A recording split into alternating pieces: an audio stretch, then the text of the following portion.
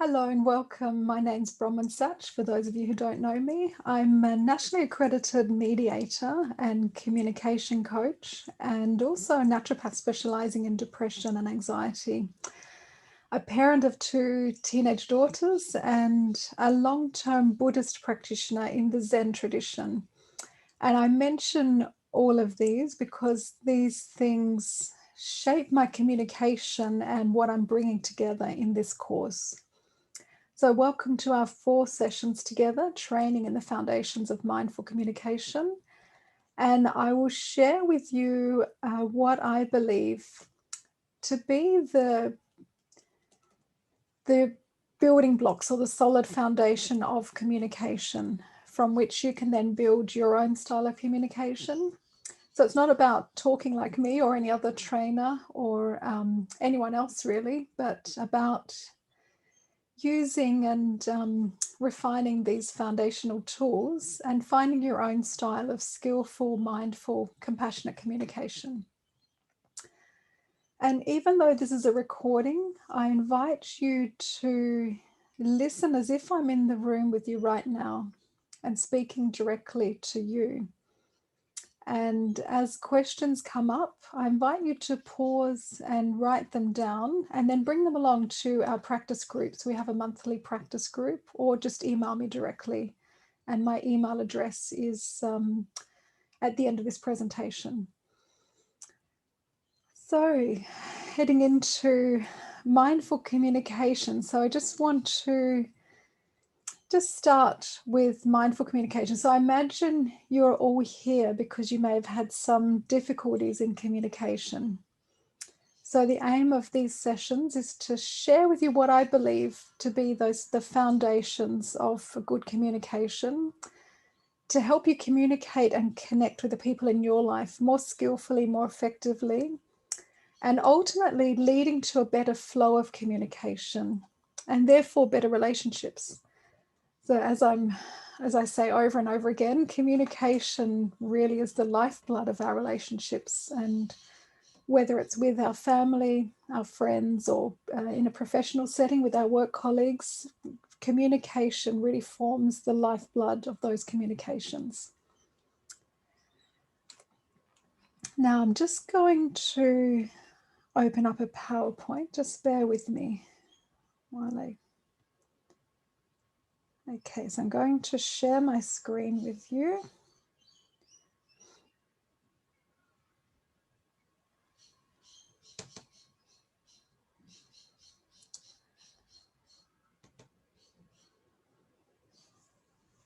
Okay, so as I said, we're looking at those foundations, excuse me, of mindful communication.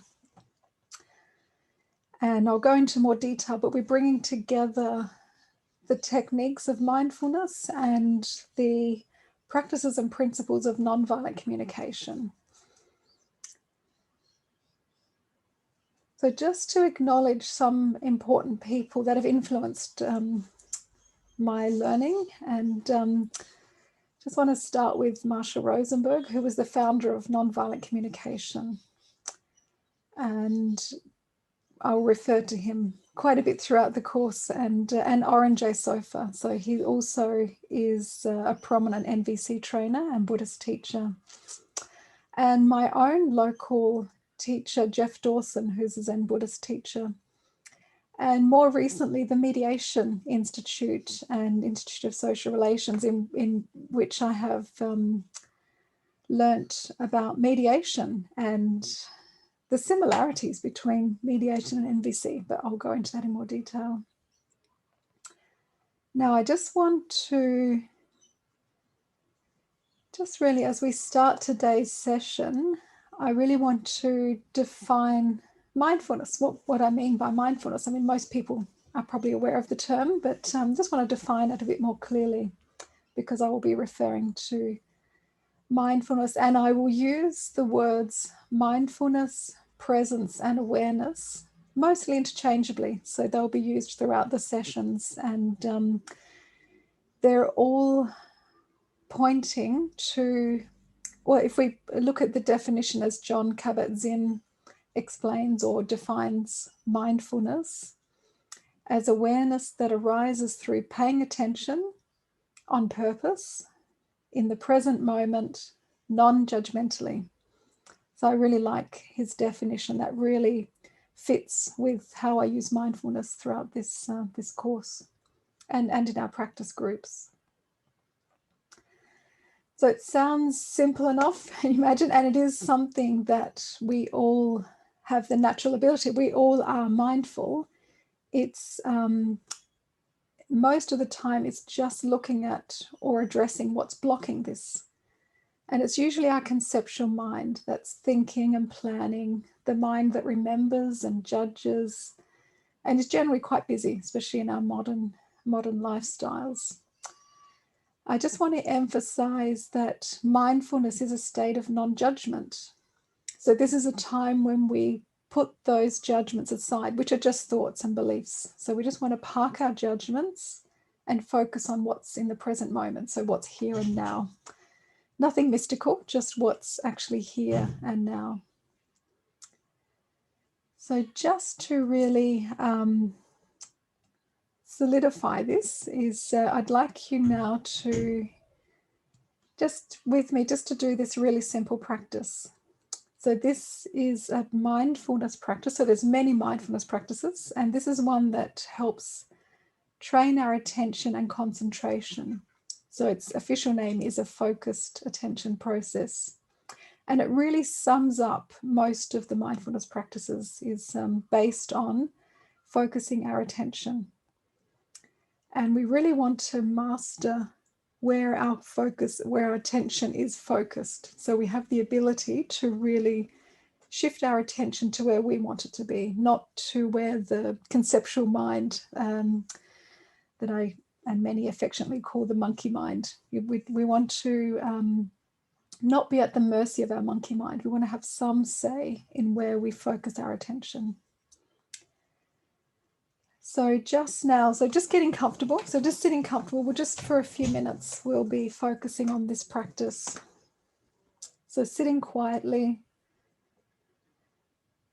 turning off any devices. And before you close your eyes, just settling in, just notice where you are. And then just closing your eyes. And you're just going to follow your breath. So just going to count your breath until I say finish up. So you just count from starting from 1.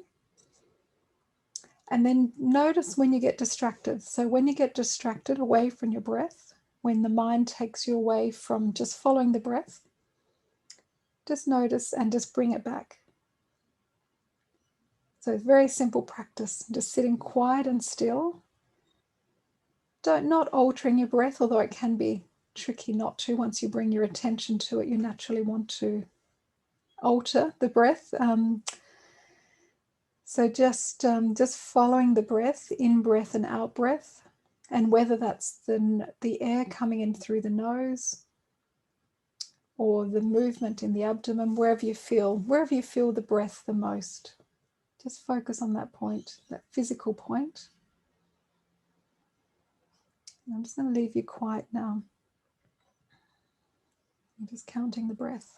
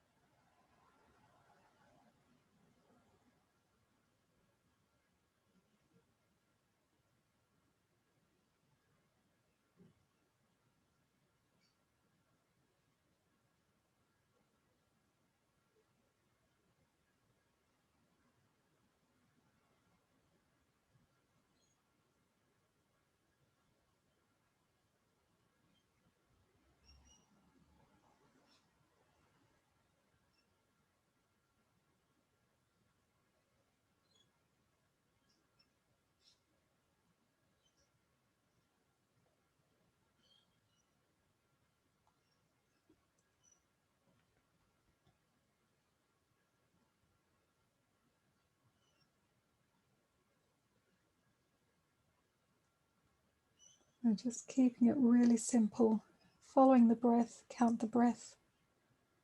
And if you get distracted, Just come straight back to the breath and start from 1.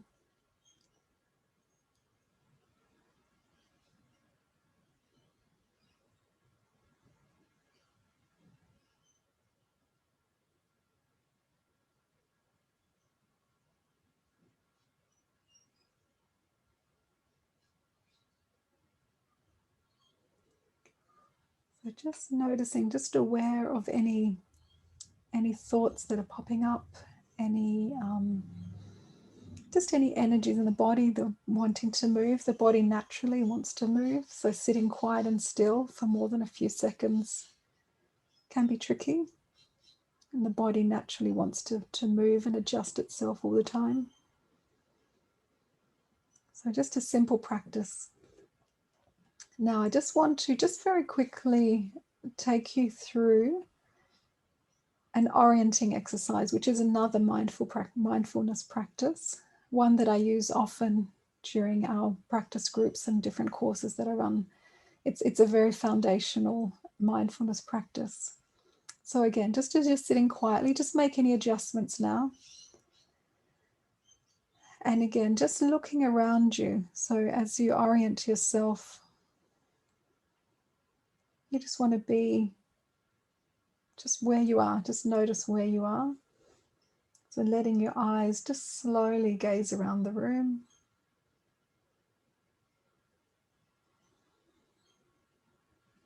As you do, just take a couple of deeper breaths.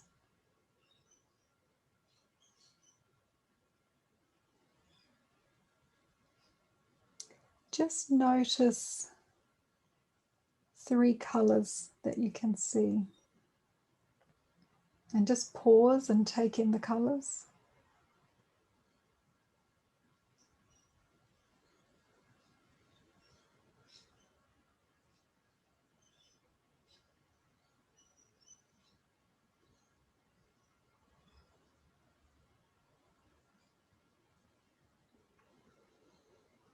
Just feel the chair beneath you or wherever you're sitting. Just really get a sense of what's supporting you. It's lengthened through the spine. So mindfulness, as we use it in mindful communication, it's a very awake, alert state. We're not doing mindfulness to bliss you out, like to put you to sleep and to relax. It can be relaxing, however, it's still an alert state. We want to be alert to our surroundings. So just now, just tuning into sounds. You just let yourself just take in the sounds around you.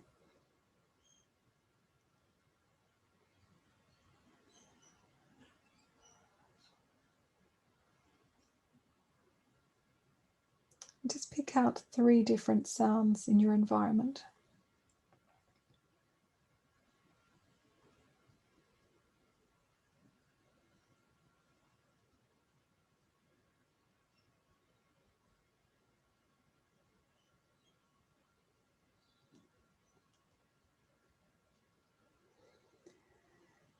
And now just starting at the feet, so starting in your feet, just pushing your feet into the ground. This is an anchoring process. And then just scanning through the body, just notice how you feel right now.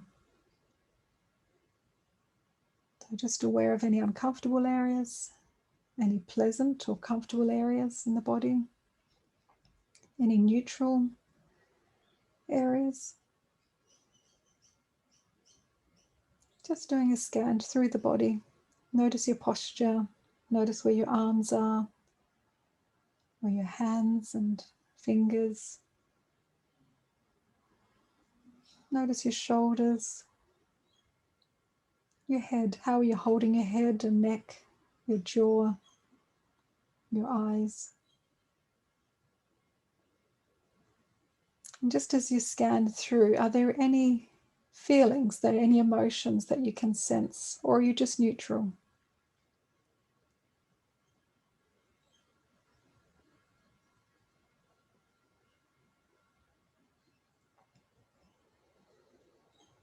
And then just noticing your mind, just any particular thoughts that are there. If you just stay still and quiet for a few moments, just see what thoughts pop into your mind.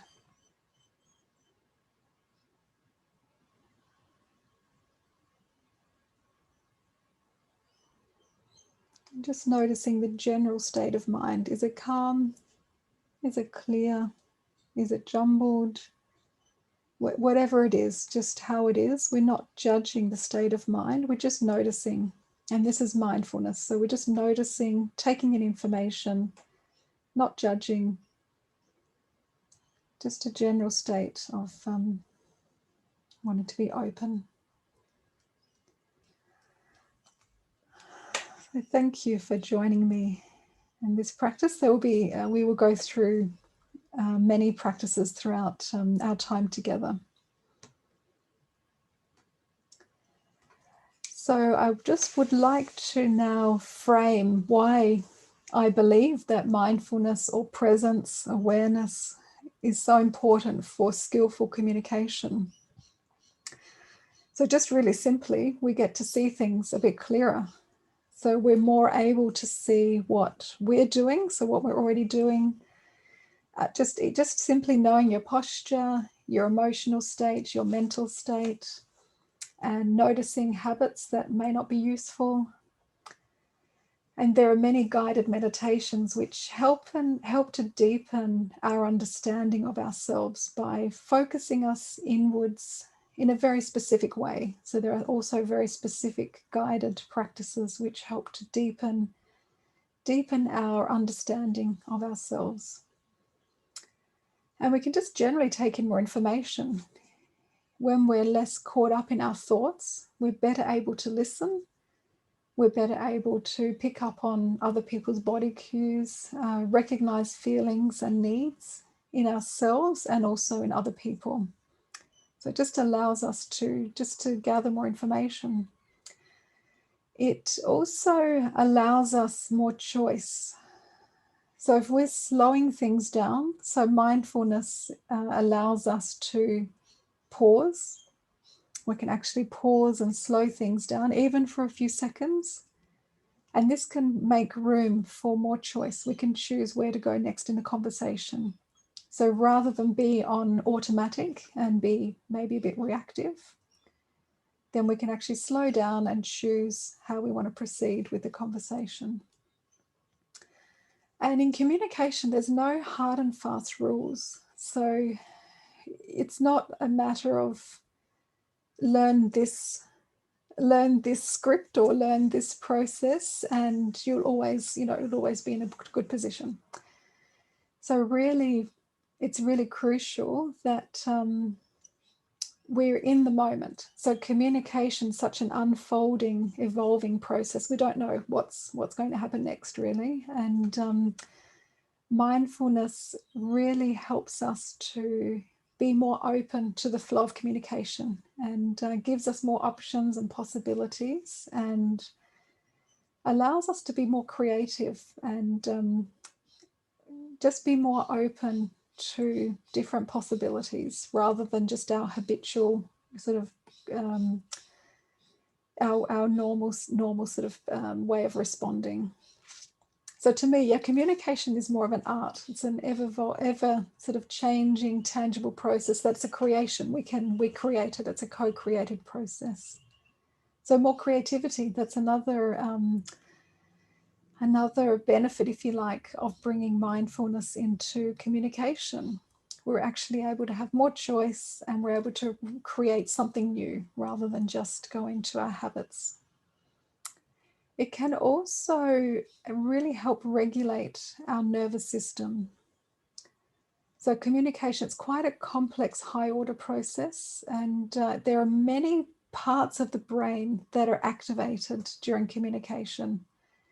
There's not just one part of the brain that we speak. Like just in order to speak, it's a very high order process, and this can be quite taxing on the nervous system, particularly in our modern world where communication is such a big part of our lives.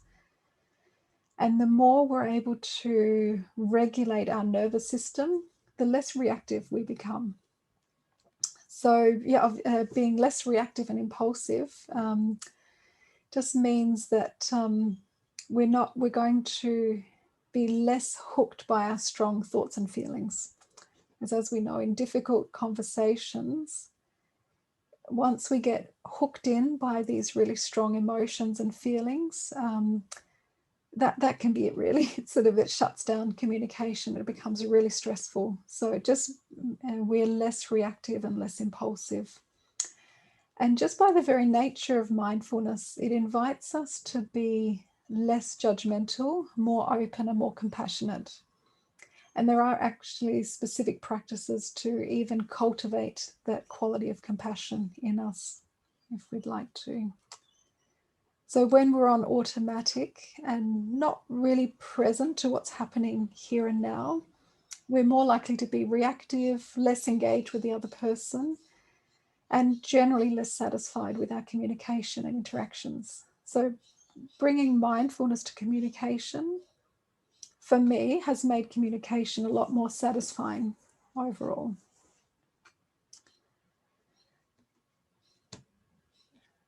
So really, in a sense, I like to think of mindfulness as an art. So we're really learning to become masters and artists of how we use our language and how we communicate. And bringing our focus and attention to anything, any sort of new skill, can be really helpful. So whether it's a sport, an instrument, or a new language, just bringing that focus and attention right into whatever we're doing can be really useful. And as a painter or an artist uses paint and a canvas to express his art, we're using our thoughts and feelings and words. That's our medium.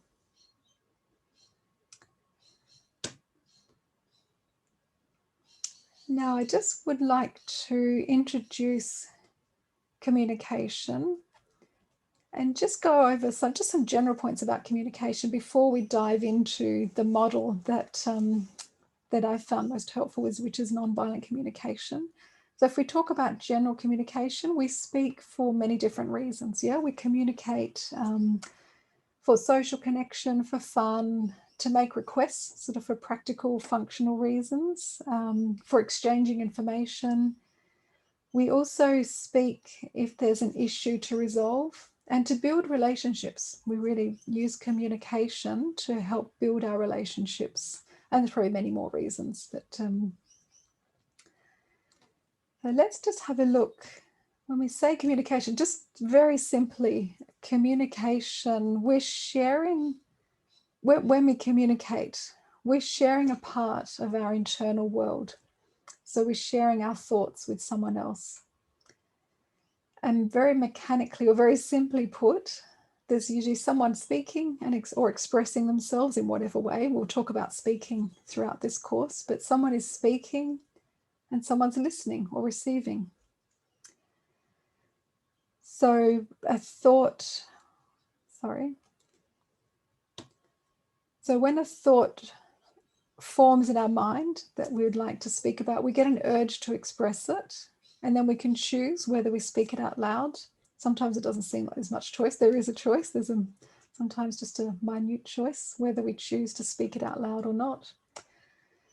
And ideally, the other person hears. So the message that we've spoken travels through the air, hits the eardrum. The other person hears and takes in the message, and then psychologically understands or interprets the message, and then they respond, and then we receive their message. So that's the basic building blocks, if you like, of communication. And if we add mindfulness into the mix, then we have pauses and our openness as well. So the ability to pause and contemplate at all of these steps, even for a few seconds. It doesn't have to be a long pause. With practice and training, the pauses only need to be barely a second, just enough to anchor and allow something else to come up rather than our first initial reaction. And really the current or the currency of communication is mutual understanding. So the thing that keeps communication moving and flowing is we understand each other. Otherwise, there's no communication. Yeah, we're just throwing words at each other, throwing words and concepts, and they're not really being understood.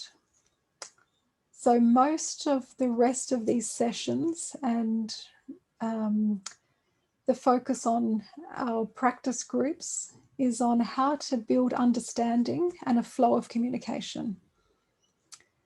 Now, I guess it's important to say too, most of the time it probably doesn't really matter if we don't completely understand each other. I mean, there's going to be a lot of time that, yeah, we might mostly get it, and that's mostly fine. But it's the more serious and difficult conversations, then it becomes super important to know if you've been understood and if you're understanding the other person. And that's where we really want to promote understanding, is for these difficult conversations. And it was Bernard Shaw, I think, that said, the single biggest problem in communication is the illusion that it's taken place. I think that's quite self-explanatory. So we can communicate, but whether we've actually understood each other, that's another story. And yes, message sent is not always message received, unfortunately. We can say things in the best words, we can have the best intentions, and message may not be received. And how often do we confirm that? How often do we have something that's really important to us that we would like someone to understand? And we put it out there. We might say what we think and think our message has been sent, but it may not be received in the way that we intended either. So just simply asking, can you let me know what you've just heard me say? Just a simple little tool, little skill that can really shift communication and promote understanding. Just to check in. What did you hear from that? That was a lot of stuff I just told you. What did you get from all that? Just being able to say that in itself can be quite a game changer. And just highlights, we are so interdependent as human beings. We spend a great deal of our time interacting and communicating and relying on each other, building and maintaining relationships. And the quality of our interactions and our relationships can really determine our happiness and well-being, and even our health. It's still going, a landmark land-breaking study, the Harvard study of adult development, where they've followed, it's been going for 75 years. And one of the key learnings that have come from that study is that it's the quality of your close relationships that determines your health and happiness. And living in the midst of conflict is really bad for our health. So it had more impact, the quality of our relationships in this study showed more impact than things like smoking and exercise and diet, all those things we usually think about in terms of health and happiness. This was the quality of your relationships was the big one in this study. And I think language and communication, it really shapes our whole world. So, and this is the language that we grow up with, and the words that we've been conditioned to use. So our language really colors and influences how we see the world and how we relate to people. And many of us, I know I certainly have grown up in a society that really saw things as either right or wrong, good or bad. And this really colors the way we look at people around us and really shapes our communication.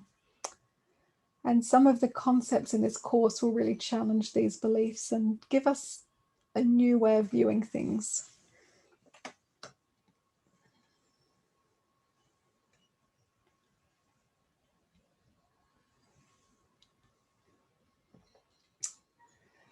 So now I'd really like to jump in and introduce Dr. Marshal Rosenberg and nonviolent communication. So this is one of the core pieces of this these sessions, and a core piece of my whole communication and training. So Nonviolent Communication, it's an organization throughout the world, actually based in America. It started in America with Dr. Marshal Rosenberg, and it's based on a set of principles and practices which Dr. Marshal Rosenberg developed. And he's written a few books as well, one being NVC, A Language of Life, and Speak Peace in a World of Conflict. And he really looked deeply into how our communication and choice of words really influences our relationships and how we interact in the world.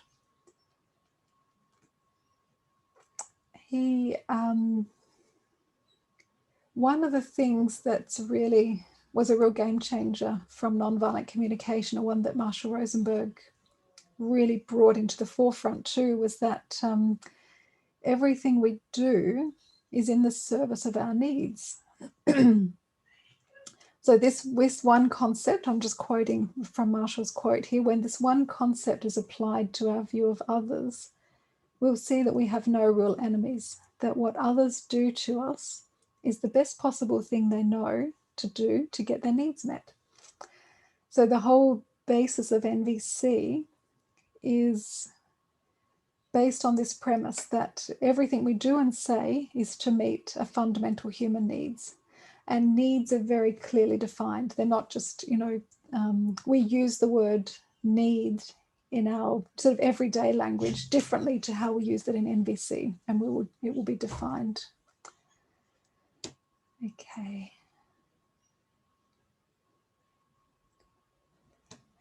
So NVC, really the main thing, or the main outcome of NVC, is a way of speaking that facilitates the flow of communication.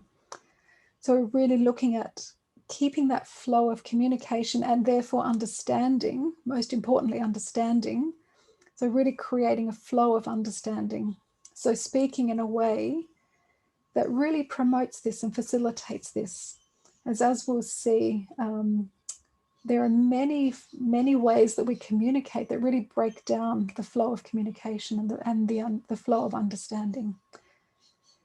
So we do this by training our attention to focus on these 4 specific areas that will give a deeper understanding and lead to more effective communication, more flow, more understanding. And we'll go into this in a lot more detail. So just very briefly, these 4 areas that we're focusing on is observation, feelings, needs, and requests. So where we usually, or many of us usually, focus our attention on what's right and wrong, what are our thoughts, what we're thinking, they're based on our thinking. We're looking at different strategies, and we often come out with a demand. We want it done this way.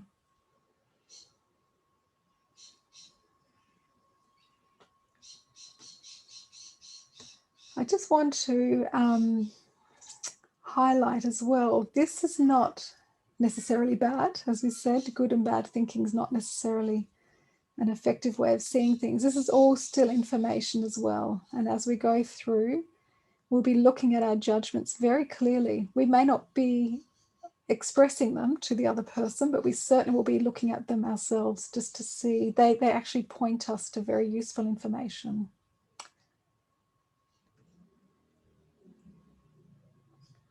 Now, just before we move on, I just want to look at some of the core principles of NVC. So as we said, needs, and we'll define needs a bit clearer in a little while. Everyone has the same core human needs, and everything we do or say is to meet these needs or values. We can use the words needs and values interchangeably. Our feelings are based on our needs. So our feelings or our emotions are based on our needs. So when our needs are met, we feel comfortable or pleasant feelings. And when our needs are not met, we feel uncomfortable and painful feelings. So in NVC, we see that what others do or say may be the stimulus, but not the cause of our feelings. So just for an example, if someone cancels dinner at the last minute, so we may feel angry, upset, because we're looking forward to connection, fun, some company, and need consideration. So these are the needs. Can you see? We feel angry and upset. The stimulus was that someone was late for dinner or cancels dinner. Our needs were for connection, fun, some company, maybe consideration. Or in a different person or at a different time, we actually could feel relieved and at peace, because we might have been needing some time to self, some rest or ease. So if those were the needs that we were really longing for, then we might feel relieved. So you can just see the same situation, someone cancels dinner at the last minute, different feelings. So you can see our feelings are not based on the external stimulus. There's obviously a stimulus, but it's our needs that are the root cause of our feelings. So in this sense, we're really taking full responsibility for our feelings. So my feelings have to do with me and my needs and my values. They've also got to do with my conditioning and my perception or view of the world, and no one else is responsible for my feelings. At the same time, we're also acknowledging that we are interdependent creatures, and we really value our human connections, and our actions and words will impact each other. So you don't want to turn around and say, well, that's your feelings, that's your needs and your feelings. I have nothing to do with that. There's still the acknowledgement that we still impact each other. And in NVC, one of the driving principles as well is that everyone's needs matter. So not our strategies. So we differentiate between needs and strategies. So it doesn't mean that everyone gets whatever they want. We're just always looking deeper to the underlying needs. And then that allows us then to find more strategies that will work for everyone. And also prioritizing connection over getting our own way. So prioritizing relationships and how well connected we are, as in terms of how close we feel to someone. So connection is really prioritized over getting our own way or giving in. So we want to focus on connection, not just getting our own way or giving in. So for effective communication and building relationships, we go for connection first. And even more subtle than that, we go for self-connection first. So connection builds a solid foundation for relationships. And if we're generally going for connection, when difficult things arise, we're in a much better position to work through them together respectfully when there's a really good connection. And this is really evident in the parent-child relationship. When there's a really good, solid foundation of connection, when challenges arise, you're in a much better position to work together and come up with solutions that work more for everyone. Now, needs are not unique to NVC, but they actually originated with, I'm not sure if this was the actual origin of needs, but certainly Maslow popularized the hierarchy of needs. He was big on the hierarchy of needs. So he was the one that put together one of the original needs lists. So NVC has a different need structure and sees all needs as equal. But there's many, it's probably pretty self-explanatory that it's really hard to be sort of meeting needs for meaning and connection when there's safety needs at hand. So obviously I think safety becomes, and those physiological needs, those basic physiological needs are certainly high on the list to address before we address some of the more sort of relational or spiritual needs. However, there are many examples of humans foregoing needs such as their physiological needs in the service of other needs, sort of to care for their children, or foregoing needs of safety to meet needs for equality and autonomy. So people standing up for rights, they can certainly put their need for safety aside and comfort, and to meet those needs for equality and autonomy, to stand up for those needs.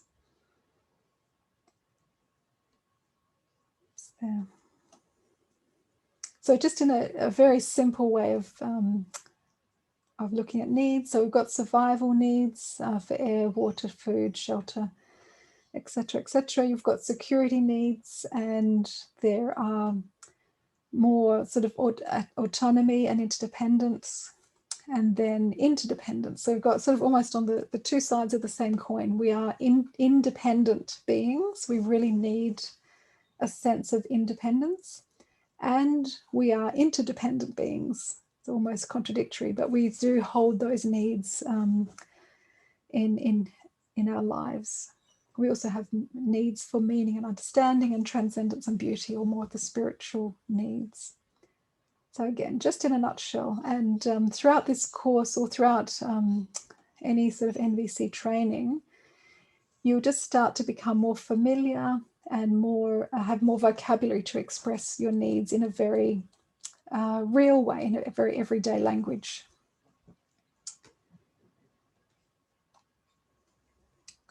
So I think it's really important to define the difference between needs and strategies. So needs are universal to all humans and of all gender, race, time, and age, whereas strategies are the way that we try to meet needs. So needs are very specific and strategies are endless. So there's usually a number of strategies that we can use to help meet a need. Strategies are what we do, and needs are why we do it. So we all have a need for, say, nourishing food. We don't all have a need for broccoli, okay? So nourishing food is a need, and broccoli is a strategy. Someone else may use kale or chlorella or whatever. It doesn't even have to be vegetable. Like there's plenty of nourishing foods that you could use as a strategy. And again, we all have a need for fun. We don't all have a need to play Monopoly. So some people may see playing Monopoly as a strategy to meet the need for fun. Other people may need to run around the park for fun. Other people may want to watch a comedy festival. Like there's different strategies there. The underlying needs may be the same. So we all have a need. It's a basic human need to have fun.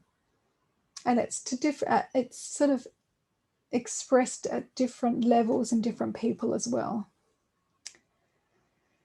So to sort of define more specifically what are needs. So needs don't contain specific people. They don't rely on specific people or a location or action or a certain time or an object. So these are all classed as strategies. If someone's really wanting to play Monopoly, the strategy, and isn't open to other fun things, so the fun being the need, you've determined, okay, fun's the need, then there could be more needs that are underlying that, like consideration. There's a real need for consideration, or to know that they matter, or for predictability. So these, if someone, I'm thinking of a child maybe getting sort of locked into the strategy of playing Monopoly, and you offer other fun things, it may not be about fun. So it's digging deeper as to what's actually driving that, wanting that strategy. If it's to be considered or to know that they matter, that they may be underlying that behavior. And this is the last point here. This has been really highlighted through my work as a mediator. So conflict really is at the level of strategies. So we can really get locked into certain strategies that that we're really attached to when we can identify the underlying needs. And we just dig a little bit deeper, dig deeper, and find out why is it that we want that? Why do they want that? Then we're more likely to find a way forward that suits everyone, a more appropriate way to help meet everyone's needs. And when you can dig deeper and just even acknowledge what those deeper needs are to conflicting parties, you may have two people in conflict. When you can really dig deeper and really express what those needs are, which is more neutral, less emotive language, then conflicts start to dissolve, emotions start to settle when the people feel really heard and understood, and conflicts start to dissolve. And then people can be more creative and come up with different strategies, or people may understand why that's so important to someone and realize, well, that actually is very important to them, and that's maybe it is a good strategy. So there's different ways that it plays itself out, but the key learning is that conflict is at the level of strategies. And so if we can drop below and really understand and connect with the needs, then conflict tends to just dissolve.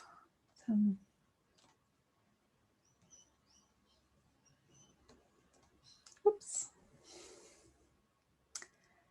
So throughout this course and in all my trainings, what we're looking for really is how we can use our language to communicate what's really important for us while being caring and considerate to the other person.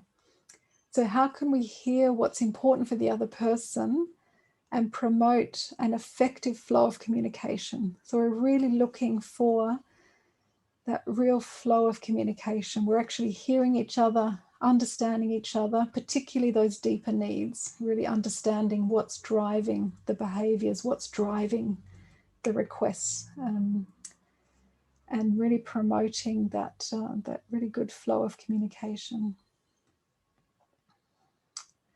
So let's firstly look at, let's firstly look at what's likely to block that flow of communication.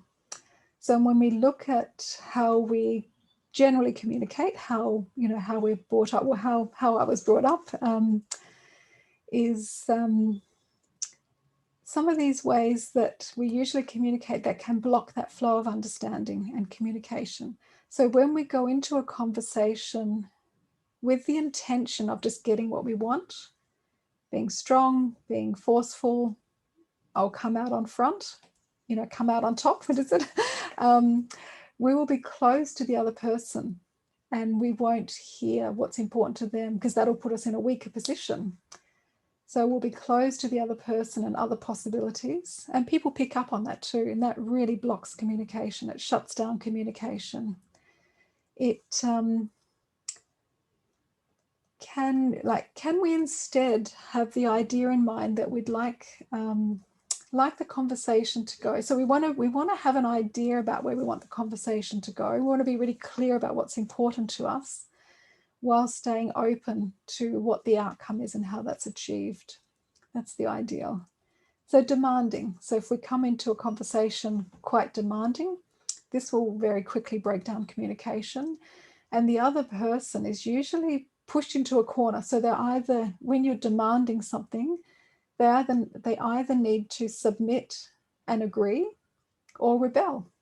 They're sort of pushed into those two positions, neither which is really very effective. If they submit and agree, that's very likely to build resentment and a number of other things which we'll go into. But if someone is just very compliant and agreeable, this is not good communication. This is certainly not not building effective, strong relationships, really understanding each other. This is just breaking down communication and usually building resentment and other things which come out later. These things come out later. When we imply that someone is bad or wrong, this really quickly breaks down communication as well. So implying that someone is good as well, if we're implying that someone is good or right, this can also leave a really bad taste and contribute to breaking down communication. So saying, you know, implying that someone is good or right is basically saying that you are no good unless you have external approval. So this is sort of feeding into that those beliefs, which is has been shown to be very unhealthy. Now, using too many words and covering too many topics before clarifying that the other person has heard you. So particularly in those important conversations. So we're not talking about just getting together socially, chatting and catching up, and that's a different style of communication. We're really talking about those times when you really need to be understood. So when we were in conflict or there's a more difficult, challenging thing to discuss, then we want to try and use bite-sized pieces and then confirm how that was received. Like, what did you hear and how does that impact you? How do you feel about that? That's where we want to, if we use too many words and cover too many topics, we're not going to be understood. And the other, sort of the last point here, and there's probably many more, these are just a few ways that we generally communicate that can reduce understanding and block communication. So going straight to solutions before we properly understand each other. And again, this is really highlighted in my mediation experiences that yes, people may jump very quickly to solutions. They may have ideas that quickly come to mind. They want to, some people just want to get out of conflict. Like, let's just solve this and get on. Like, this is really bad. We're in conflict. Let's just come up with a solution. Surely this will be fine. So if you jump to solutions before you properly understand each other, then they're not likely to really last and not be effective. And again, it's not promoting good flow of communication and understanding. It's a very superficial way. So yeah, jumping to solution can really break down communication.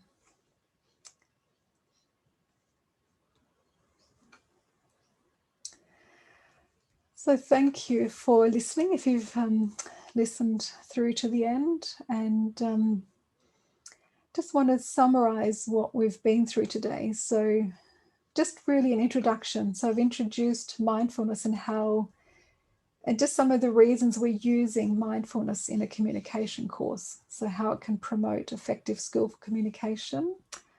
I've introduced some of the concepts or NVC, nonviolent communication, and some of the concepts. And we'll use the framework of the classic NVC, which was the observations, feelings, needs, request that we saw, that 4-step process. This is a training tool to help train our attention to those areas that are more likely to lead to a better flow of communication. And we touched on the areas that I believe to be most important, most transformative for our understanding, which was the area of needs. So really that's a big piece of effective communication, is really understanding and being able to communicate our needs. And then we've just finished with some of the ways that the flow of communication is blocked. And I invite you to just watch over the next few days, just be aware of yourself or others too, of others when you notice these communication blockers, and just to experience how they actually are in communication.